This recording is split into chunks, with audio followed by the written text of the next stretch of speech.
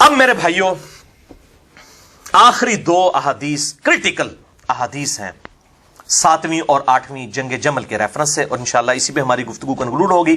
اگلی دفعہ واقعہ افک کو ہم انشاءاللہ ڈسکس کریں گے۔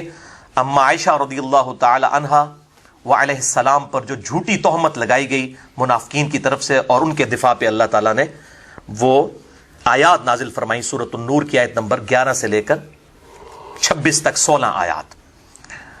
یہ آخری دو احادیث پرٹیکولرلی جنگ جمل میں حدیث حوب کے نام سے مشہور ہے۔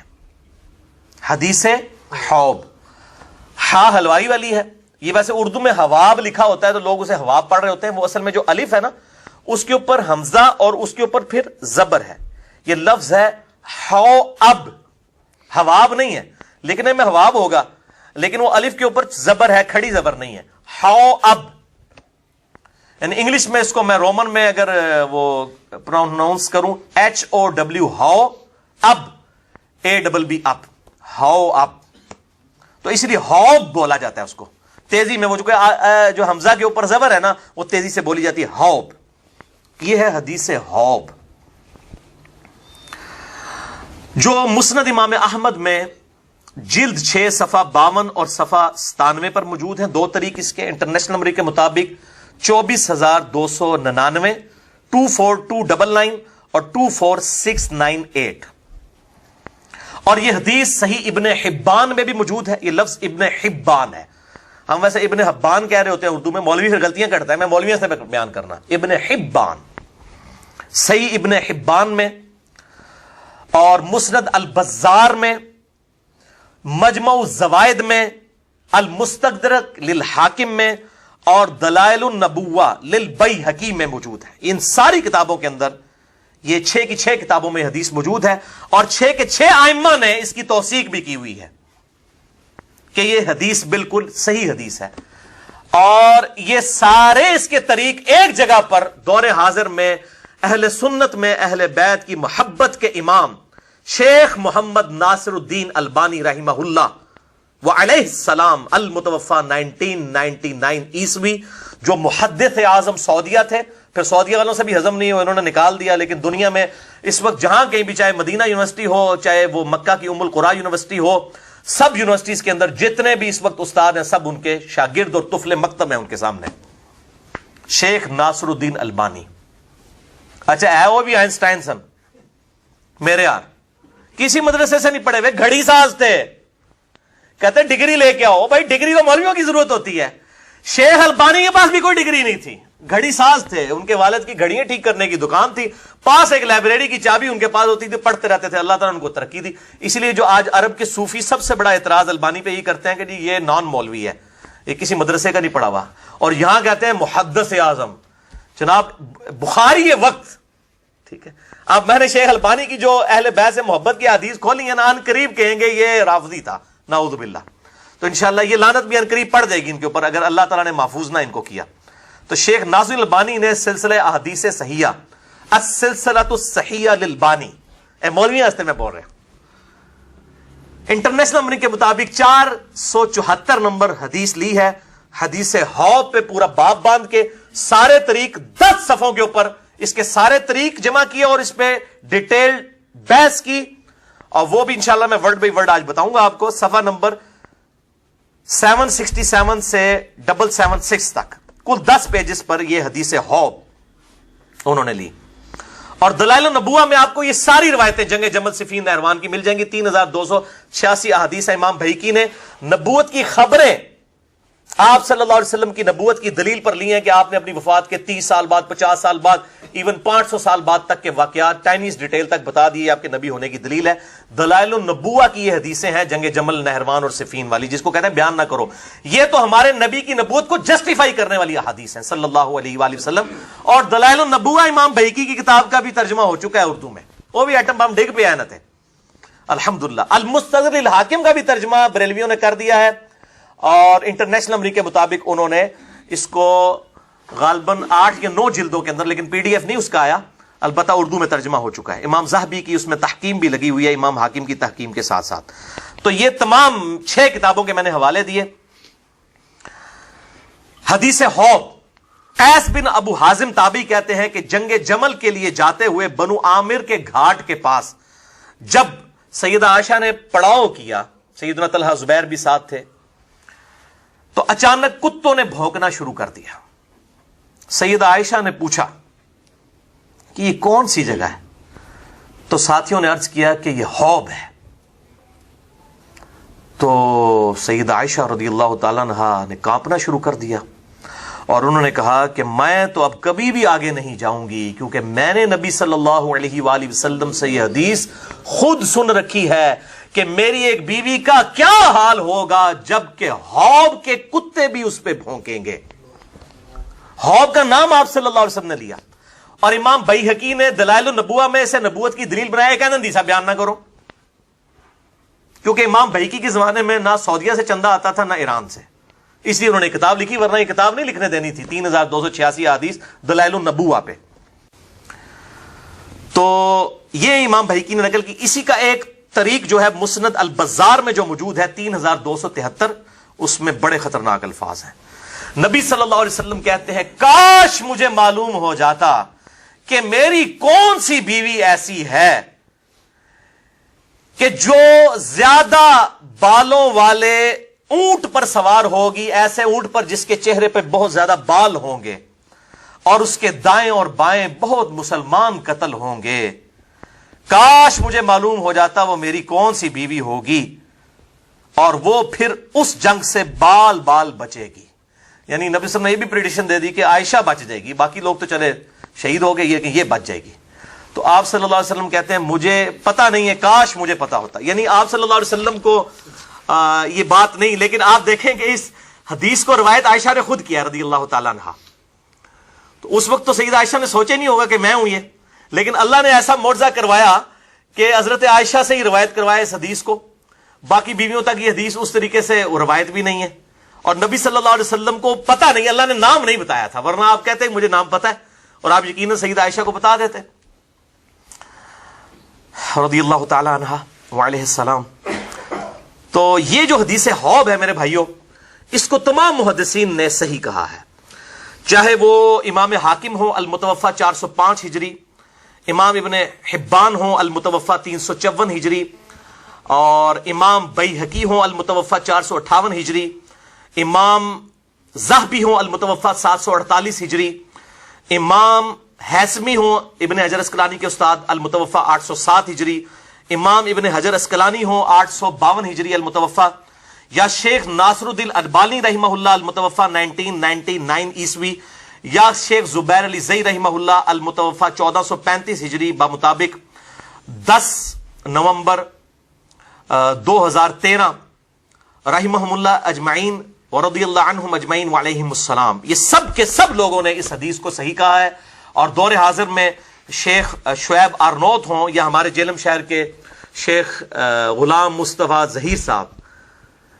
حافظہ اللہ تعالی، میں ان کے لیے دعائے خیر کروں گا، اللہ ان کی حفاظت کرے ناسبیوں سے کہ ان کے ہتھے نہ چڑھیں۔ وہ تو ہمارے جیلم شہر کے، میں ان کی بڑی قدر کرتا ہوں، وہ تو شاید مجھے مسلمان بھی نہ سمجھتے ہوں، میرے سلام کا جواب بھی نہیں دیتے کئی سالوں سے۔ تو بہرحال ہم تو علمی قدر کرنے والے، ہم جذباتی لوگ نہیں ہیں، ہم علم کے میدان کے شاہ سوار ہیں۔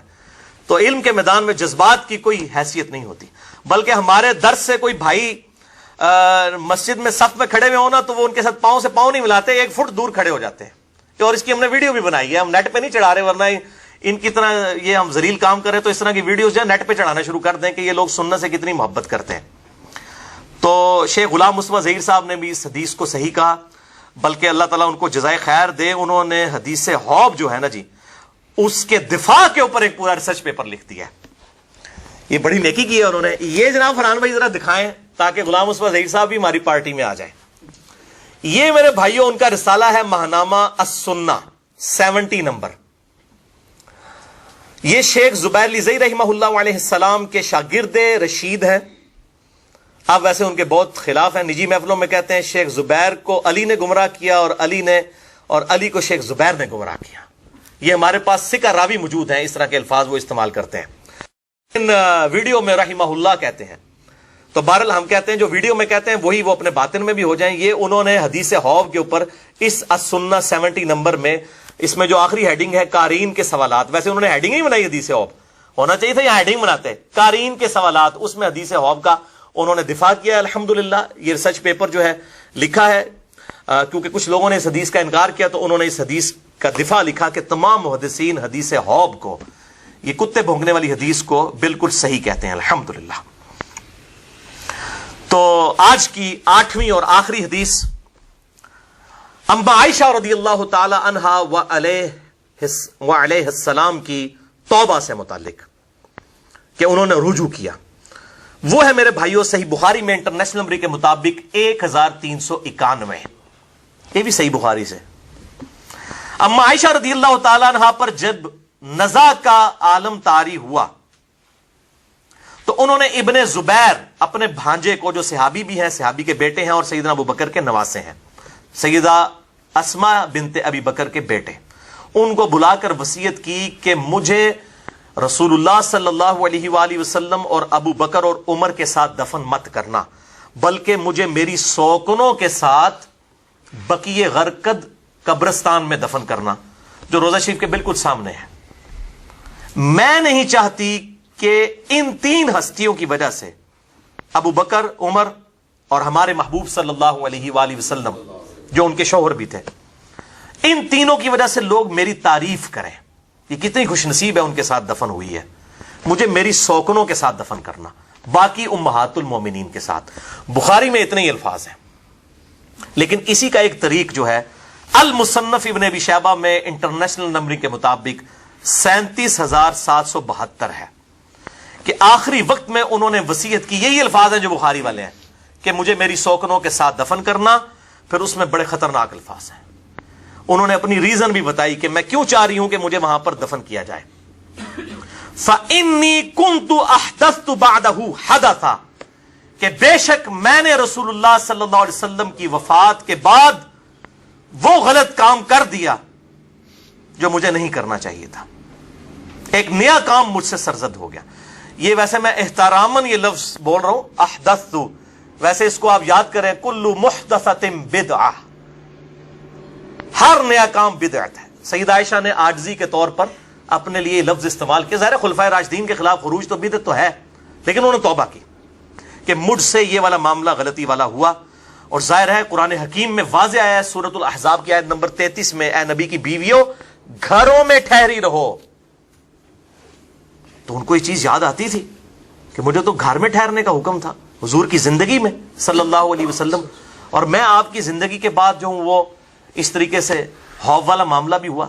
اور پھر اس حدیث حوض کے اندر کچھ الفاظ مجھ سے مس ہو گئے. اس میں الفاظ یہ ہیں کہ پھر حضرت زبیر نے جو ہے، جب انہوں نے کہا میں نہیں جاؤں گی ساتھ، حضرت زبیر رضی اللہ تعالیٰ عنہ نے حضرت عائشہ کو کہا کہ نہیں اماں آپ کو اس لیے لے کے جا رہے ہیں تاکہ کوئی مسلمانوں کے درمیان صلح ہو جائے، کیونکہ اماں ادھر سے واپس ہو جاتی تو جنگ جمل ہونی کوئی نہیں سی، کیونکہ اماں کے نام کے اوپر ہی سارے معاملات کھڑے کیے ہوئے تھے نا. جیسے یہاں پہ بھی آج وہ جو سیاسی جماعتیں ہیں وہ اپنے لیڈرز کے نام کے اوپر ان کو کیش کروا رہی ہوتی ہیں نا، خود تو ان کے کرتوت اس طرح کے نہیں ہوتے ہیں. تو وہ اماں کے نام جو ہے وہ کیش کروانے کے لیے سیدہ عائشہ رضی اللہ تعالی عنہا وعلیہ السلام تو وہ ان کو لے گئے. بہرحال شرمندہ تھی. سلسلہ احادیث صحیحہ میں شیخ البانی نے 474 نمبر حدیث میں یہ سارے طریق جمع کیے ہیں حدیث حوض کے 10 صفحوں کے اوپر 767 سے 776 تک. اور پھر جو انہوں نے کمنٹس کیے ہیں نا وہاں پہ میرے بھائیو ایسے ایسے طریق انہوں نے جمع کیے ہیں. امام ابن عبد البر کی کتاب الاستیعاب میں سے انہوں نے وہ نقل کیا کہ اما عائشہ جب واپس آئی نا تو بڑی شرمندہ تھی اور انہوں نے عبداللہ بن عمر کو کہا کہ عبداللہ بن عمر تو نے مجھے کیوں نہیں روکا جب میں جا رہی تھی جمل کے لیے، تو ہی مجھے روک لیتا. ان کا اماں تیرا بھانجا جو ہے نا عبداللہ ابن زبیر وہ اتنا تیری رائے پہ غالب ہو چکا تھا کہ اس وقت تجھے کسی کی بات سمجھ ہی نہیں آ رہی تھی، تو نے کدھر روکنا تھا اگر میں روکتا بھی. اس طرح کے کافی طریق انہوں نے جمع کیے. اور الحمدللہ یہ جو شیخ ناصر الدین البانی ہے رحمہ اللہ، جن کو میں کہتا ہوں کہ وہ نیوٹن اور آئنسٹائن تھے اہل سنت کے، کہ ان کے پاس جو ہے وہ ڈگری تو کوئی نہیں تھی، گھڑی ساز تھے، ہماری طرح وہ انجینئر ہی تھے آپ کہہ لیں اس اعتبار سے، لیکن اللہ نے ان کو توفیق دی. حدیث حوض پہ جو 474 نمبر انہوں نے سارے یہ طریق جمع کیے حدیث حوض کے، یہ کتے بھونکنے والی حدیث کے. اس کے بعد انہوں نے جو اپنے کامنٹس کیے ہیں نا وہ سنی اور شیعہ دونوں کے لیے اصلاحی کامنٹس ہیں، پازیٹیو کامنٹس. اب یہ سنیوں کو ہضم ہو جائے تو بڑی بات ہے، شیعہ کو تو چھوڑیں, ہم سنیوں کے لیے کمنٹس پڑھ کے سنانے لگے ہیں کہ یہ بتائیں کہ شیخ ناصرالدین البانی یہ اہل سنت کے امام ہیں, اور آج کی ڈیٹ تک تو امام ہی ہیں. اب بعد میں کوئی ان کو خارج کر دے تو وہ, ویسے تو اب وہ اتنے بڑے ہو چکے ہیں کہ نہ تو اب شیخ زبیر صاحب سے کوئی جان چھڑا سکتا ہے نہ شیخ البانی سے. وہ پرسنالٹیز اتنی بڑی ہو چکی ہیں, اور شیخ زبیر صاحب کی پرسنالٹی اس لیے بھی بڑی ہوگی کہ دارالاسلام کے ذریعے پوری دنیا میں اس وقت جو سب سے بڑا ادارہ ہے اردو اور انگلش کتابوں کا دارالاسلام, انہوں نے ابو داؤد, ترمذی, نسائی, ابن ماجہ شیخ زبیر صاحب کی تحکیم کے ساتھ چھاپی ہوئی, شیخ البانی کی نہیں. ایون جو بڑے گورے بار مسلمان ہو رہے ہیں نا, انہوں نے بھی جو ابو داؤد, ترمذی, نسائی, ابن ماجہ اٹھائی ہوتی ہے نا انگلش والی, وہ شیخ البانی کی تحکیم والی نہیں ہوتی, شیخ زبیر کی تحکیم والی ہوتی ہے. تو ان سے جان تو نہیں چھڑا سکتے. اور شیخ زبیر صاحب نے اس حدیث کو صحیح کہا ہے, اور کہیں گے کہاں کہا ہے, ویڈیو میں کہا ہے. میں نے وہ ویڈیو ریکارڈ کی ہوئی ہے, ہماری ویب سائٹ پہ رکھی ہوئی ہے, جس میں انہوں نے کہا, میں نے سوال لکھ کے دیا تھا حدیث حوض والا, تو انہوں نے کہا وہ حدیث صحیح ہے. ہم حضرت علی کو اسی لیے حق میں مانتے ہیں کہ حدیث حوض والا معاملہ سید عائشہ کے بارے میں تھا, تو ویڈیو میں ریکارڈڈ ہے. انہوں نے خیال آتے ہیں بعض شیخ زبیر صاحب کو یہ کہتے ہوتے تھے, یار تسی کیا کر چھڑے, علی نو ساری ویڈیو ریکارڈ کرواتی ہیں نا. یہ جو ہماری ویڈیو ریکارڈ ہے جون کے مہینے کی 2009 کی, ایک مسجد کے اندر جو شیخ زبیر صاحب کے ساتھ 40 کوسچنز تھے, وہ ہماری ویب سائٹ پہ رکھی ہے, 40 کوسچنز وذ شیخ زبیر علی زئی صاحب. اور اس کے علاوہ سے کلپ بھی حدیث حوض والا چڑھا ہے, اس کے اندر حدیث حوض کو انہوں نے بالکل صحیح کہا ہے. اب شیخ البانی کے آپ ذرا کامنٹ سنیے. وہ کہتے ہیں کہ جو اما عائشہ نے کہا نا فَإِنِّي كُنْتُ أَحْدَثُ بَعْدَهُ حَدَثًا, کہ مجھ سے حضور کی وفات کے بعد ایک نیا کام سرزد ہو گیا. تو شیخ البانی کے کامنٹس ورڈ بائی ورڈ, یہ کسی بریلوی, دیوبندی, اہل حدیث, شیعہ, مولوی کے نہیں ہیں, شیخ البانی کے کامنٹس ہیں, جو عرب و عجم میں حدیث کی فیلڈ کے امام ہیں, المتوفا 1999 عیسوی, محدث اعظم سعودیہ. یہ کہتے ہیں سعودیہ کیوں کہتے ہیں بھائی, سعودیہ والوں نے ان کو محدث اعظم بنایا تھا, بعد میں نکال دیا. البانیہ, مجھے پتا ہے البانی کے وہ البانیہ کے رہنے والے تھے, کہتے ہیں انہوں پتہ ہی نہیں ہے. تو مولوی وہ باتیں پکڑتے ہیں, اس لیے میں ساتھ ساتھ کلیئر بھی کرتا ہوں. ان کے الفاظ ورڈ بائی ورڈ حدیث حوض السلسلۃ الصحیحہ للبانی 474 نمبر حدیث کے کانٹیکسٹ میں سنیے. وہ کہتے ہیں جو اما عائشہ نے کہا فَإِنِّي كُنْتُ أَحْدَثُ بَعْدَهُ حَدَثًا, تو اس نئے کام سے مراد سیدہ عائشہ کا جنگ جمل میں شرکت کرنا تھا, کیونکہ بعد میں آپ رضی اللہ تعالیٰ عنہ اپنے اس سفر پر بہت ہی شرمندہ تھیں اور اپنے اس عمل سے توبہ بھی کی. البتہ انہوں نے یہ کام نیک نیتی سے کیا تھا, جیسا کہ سیدنا طلحہ اور زبیر نے کیا. سیدنا طلحہ بھی پھر جنگ چھوڑ گئے. المستدرک الحاکم میں آتا ہے کہ پھر مروان نے خود ہی جو ان کو ساتھ لایا تھا تیر مار کے ان کو شہید کر دیا. یہ 72 حدیث میں نے ساری روایتیں جمع کی ہیں. اس میں زیادہ سے زیادہ یہ اعتراض کیا جا سکتا ہے. اب یہ کہتے ہیں کہ اعتراض کوئی شخص حضرت عائشہ پہ کر سکتا ہے, تو اس کا جواب بھی سنیں. اعتراض بڑا خطرناک ہے اور جواب اس سے زیادہ خطرناک ہے. وہ کہتے ہیں سیدہ عائشہ کو جب حوض مقام کے بارے میں معلوم ہوا تو انہیں واپس چلے جانا چاہیے تھا, لیکن اسی حدیث میں مذکور ہے کہ وہ واپس نہیں گئیں. یہ بات ام المومنین کو زیبا تو نہیں تھی. اس سلسلے میں ہمارا جواب یہ ہے, جواب بڑا کوڑا ہے, ہضم ہو جائے جے سنیا نو, سنیا دا امام ہے تو ہضم کرو. ہمارا جواب یہ ہے کہ ضروری نہیں کہ ہر کمال والی صفت ہی صحابہ کے لائق ہو, کیونکہ لغزش سے مبرہ صرف اللہ تعالی کی ذات ہے. وہ کہتے ہیں اللہ سے لغزش نہیں ہو سکتی. کسی سنی مسلمان کے لیے یہ مناسب نہیں کہ وہ اپنی قابل احترام شخصیات صحابہ کرام علیہم رضوان کے بارے میں اتنا غلو کرے کہ انہیں معصوم شیعہ اماموں کی صف میں کھڑا کر دے.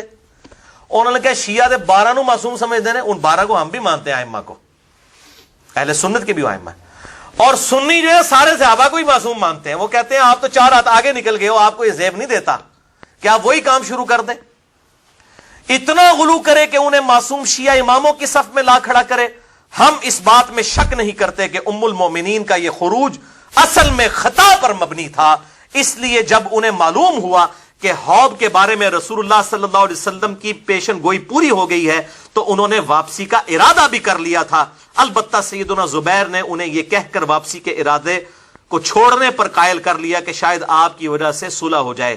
ظاہر ہے جی وہ تقدیر کا غلبہ تو ہونا تھا, لیکن تقدیر کے غلبہ آج کی ڈیٹ میں ہم کہہ سکتے ہیں, ورنہ تو ہر گناہ کرنے کے بعد کوئی تقدیر پہ ہی پھینک دے گا. جب بعد میں تو یہ بات ہو سکتی ہے, ہاں ہونے سے پہلے کوئی نہیں کہہ سکتا کہ چونکہ میری تقدیر میں لکھا ہے اس لیے میں نے ضرور یہ کام کرنا ہے. جب ہو گیا تو پھر انسان یہ کہتا ہے کہ جو میری تقدیر میں لکھا تھا. غلطی تو غلطی رہے گی, وہ تو حضرت آدم کی غلطی بھی غلطی ہے, بعد میں انہوں نے توبہ کی, لیکن اللہ نے 7 دفعہ ان کی غلطی کا ذکر کیا, اور سورۃ الاعراف میں فرمایا اس لیے ذکر کیا تاکہ اے اولاد آدم تم بچ جاؤ. تو آج بھی اگر خلافت راشدہ کے کو دوبارہ بحال کرنا ہے, امام محمد مہدی علیہ السلام کی خلافت کو لبیک کہنا ہے امت نے, تو یہ ساری باتیں پتہ ہونا ضروری ہے. مسئلہ نمبر 127 میرا امام محمد مہدی کے اوپر ریکارڈڈ موجود ہے. امام محمد مہدی علیہ السلام کی خلافت پوری دنیا کے مسلمانوں کے لیے ہوگی اور سنی اور شیعہ کا اجماع ہوگا. یہ اس کا ٹاپک ہے, جسے شوق ہو تو وہ دیکھے. شیخ البانی لکھتے ہیں کہ واپسی کا ارادہ سیدنا زبیر کی وجہ سے ترک کیا. اس میں بھی شک نہیں کہ سیدنا زبیر بھی اپنی اس اجتہاد میں خطا پر تھے. عقل بھی اس بات کا فیصلہ کرتی ہے کہ دونوں گروہوں میں کسی ایک کو ضرور خطا پر ماننا پڑے گا. ایک کہتے ہیں دو ہی ٹھیک نے, دیکھو وہ جس طرح وہ کہتے ہیں نا چاروں امام صحیح ہیں. ایک کہنا جی فاتحہ پڑھو اس تو بغیر نماز نہیں ہوتی, دوسرا کہنا ہے کہ جی اگر جو فاتحہ پڑھے اس کے منہ میں انگارہ رکھ دو, پھر کہتے ہیں دو ہی ٹھیک نے. تو یہاں بھی کیسے سارے ٹھیک ہو سکتے ہیں؟ شیخ البانی بھی کہہ رہے ہیں کہ ایک کو تو عقل کا تقاضا ہے, عقل جی ماری جائے نا اللہ گل ہے, اور یہاں تو حدیثیں بھی موجود ہے, کہتے ہیں عقل کا تقاضا ہے, ایک کو تو غلط ماننا پڑے گا. ان دو گروہوں میں سے ضرور کسی کو ایک کو خطا پہ ماننا پڑے گا کہ جن کے مابین سینکڑوں لوگوں کا خون ہو گیا. وہ کہتے ہیں اتنے مسلمان قتل ہو گئے ہیں, ان میں تسی کو دو ہی ٹھیک نے, کسی ایک کی تو غلطی تھی نا. اور بلا شبہ سیدہ عائشہ کا اجتہاد ہی اس معاملے میں خطا پر مبنی تھا. شیخ البانی یہ مفتی اعظم محدث اعظم سعودیہ ہیں, محدث اعظم ایران نہیں ہے شیخ البانی. اس کے بعد بہت سے اسباب اور واضح دلائل موجود ہیں. ایک دلیل تو ان کا اپنے خروج پر خود نادم ہونا ہے. وہ کہتے ہیں دلائل بہت ہیں کہ سیدہ عائشہ غلط تھی. ایک تو ان کا خود غلطی کو ماننا, ان کے فضل و کمال کو یہی بات مناسب تھی کہ وہ اپنی غلطی پر شرمندہ ہو جاتی. اس سے معلوم ہوا کہ سیدہ عائشہ کی اجتہادی خطا ہے, اور ان خطاؤں میں سے ہے جو نہ صرف معاف کر دی جائیں گی بلکہ اللہ تعالیٰ ان پر اجر بھی عطا فرما دے گا. کہ اگر انہوں نے نیک نیتی کے ساتھ کیا تھا تو اللہ تعالیٰ ان کو اس معاملے میں اجر عطا فرمائے گا. اب یہ شیخ البانی کا اپنا اجتہاد ہے, حالانکہ یہ جو اجتہادی خطا کے اوپر جو اجر والی حدیث ہے وہ حاکم کے بارے میں ہے. بخاری اور مسلم میں حدیث ہے کہ اگر کوئی حاکم اپنے اجتہاد سے صحیح فیصلہ کرے تو اس کو ڈبل اجر ملے گا, اور اگر اپنے اجتہاد سے غلط فیصلہ کرے تو ایک اجر. یعنی سیدنا علی اگر یہ قتال غلط کرتے تو ان کو ایک اجر ملتا, اور صحیح انہوں نے کیا تو ان کو دگنا اجر. جو باقی مخالفین ہیں نا ان کے بارے میں نہیں, اس میں واضح الفاظ ہے حاکم, اور حاکم اس وقت سیدنا علی ہی تھے.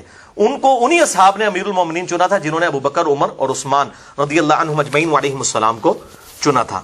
لہذا یہ بات جو ہے وہ شیخ البانی کا اپنا اجتہاد ہے. لہذا میں نے وہ اس حدیث کے معاملے میں شیخ البانی سے جو اختلاف رائے تھا وہ میں نے ریکارڈ کروا دیا الحمدللہ.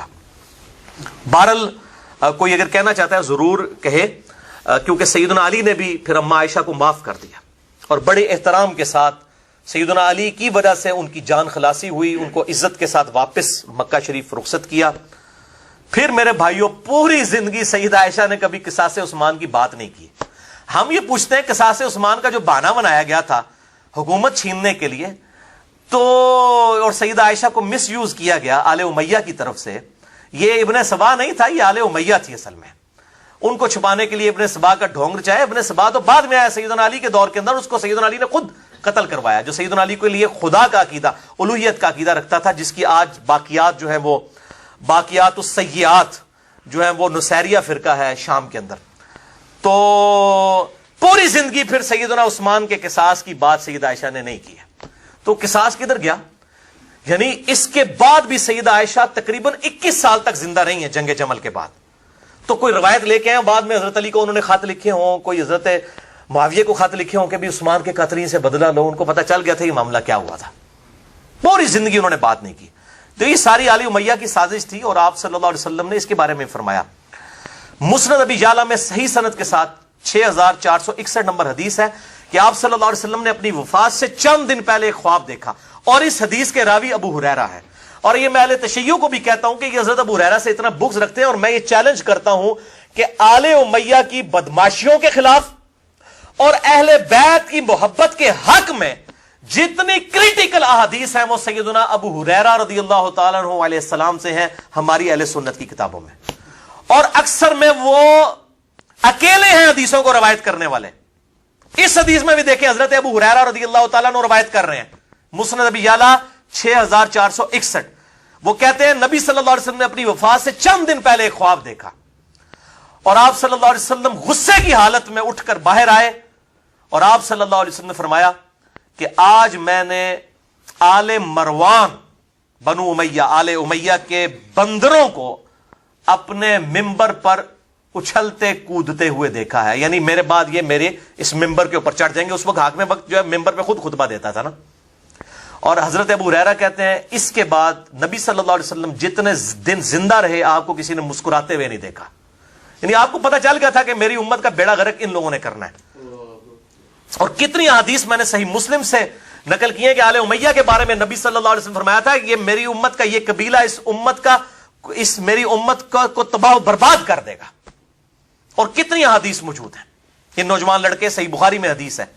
تو یہ ایک الگ سے ٹاپک ہے. یہ 72 احادیث والا پمفلٹ ضرور پڑھیں. اس میں نے یہ ساری کی ساری باتیں جمع کر